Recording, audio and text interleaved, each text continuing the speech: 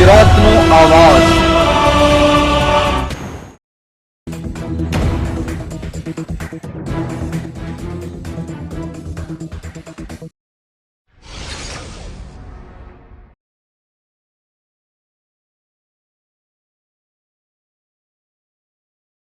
બિહારમાં વાવાઝોડાને વીજળી પડવાથી 48 કલાકમાં 50થી વધુ લોકોના મોત। છેલ્લા 48 કલાકમાં બિહારના વિવિધ જિલ્લાઓમાં તોફાન અને વીજળી પડવાથી 50થી વધુ લોકોના મોત થવાના અહેવાલ છે। આમાંથી સૌથી વધુ 22ના મોત નાલંદામાં થયા છે। બિહારના મુખ્યમંત્રી નીતિશ કુમારે મૃતકો પ્રત્યે સંવેદના વ્યક્ત કરી તેમના આશ્રિતોને તાત્કાલિક 4 લાખનું વળતર આપવાનો નિર્દેશ આપ્યો છે।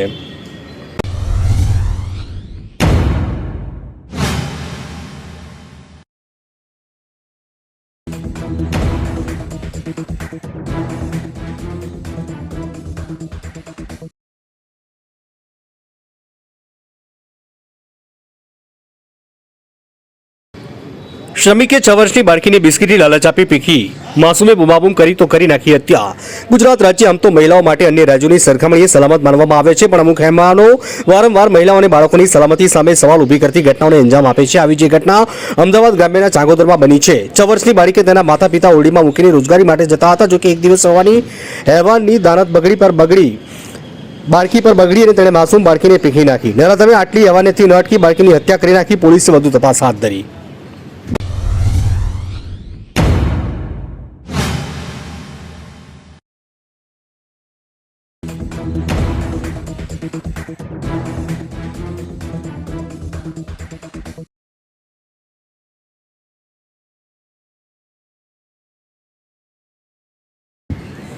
ડોબચાપરા ગામે નવીન બનેલ બ્રિજની સાંસદ અને ધારાસભ્યે મુલાકાત લીધી અને નિરીક્ષણ કર્યું। છોટાઉદેપુર તાલુકાના ડોબચાપરા ગામે નવીન બનેલ બ્રિજની મુલાકાત સાંસદ જસુભાઈ રાઠવા અને ધારાસભ્ય રાજેન્દ્રસિંહભાઈ રાઠવાએ લીધી હતી અને તેઓ નિરીક્ષણ કર્યું। આ પ્રસંગે ભાજપના હોદ્દેદારો અને ચૂંટાયેલા જનપ્રતિનિધિઓ હાજર રહ્યા હતા।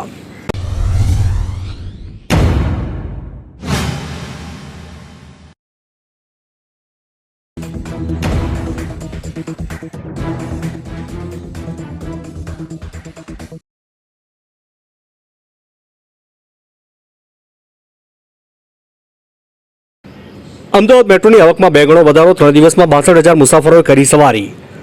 અમદાવાદમાં આઈપીએલની 3 મેચ દરમિયાન મેટ્રો ટ્રેનમાં 62,000 મુસાફરોએ સવારી કરી છે। રિપોર્ટ અનુસાર મેટ્રોને 25 માર્ચના દિવસે 21.19 લાખની આવક થઈ છે। 29 માર્ચના રોજ 26.57 લાખ અને 9 એપ્રિલના રોજ 23.56 લાખની આવક થઈ છે। નરેન્દ્ર મોદી સ્ટેડિયમમાં આઈપીએલની મેચોને ધ્યાનમાં લઈને મેટ્રોના સમયમાં ફેરફાર કરી સમય લંબાવવામાં આવ્યો છે।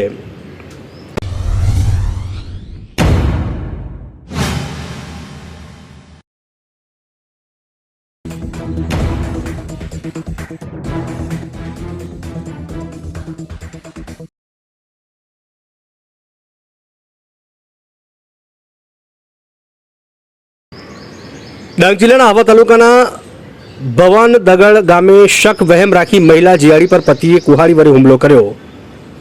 ડાંગ જિલ્લાના આહવા તાલુકાના ભવાનદગડ ગામ ખાતે શક વહેમ રાખી મહિલા જીયાડી પર પતિએ કુહાડી વડે હુમલો કર્યો, જેમાં મહિલા જીયાડી જવાને જમણા ગળા પર ગંભીર ઈજા પહોંચતા તેને તાત્કાલિક ધોરણે આહવા સિવિલ હોસ્પિટલ ખાતે ખસેડવામાં આવી। આહવા ખાતે ગ્રામ સુરક્ષક દળ તરીકે ફરજ બજાવતી રંજીતાબેન સંજયભાઈ પવાર, ઉંમર વર્ષ 27, રહેઠાણ ભવાનદગડ, તાલુકો આહવા, જિલ્લો ડાંગ, મૂળ રહેઠાણ પીપળી, તાલુકો આહવા, જિલ્લો ડાંગ પર તેના જ પતિ દ્વારા હુમલો કરવામાં આવતા સમગ્ર પંથકમાં ચકચાર મચી જવા પામી છે।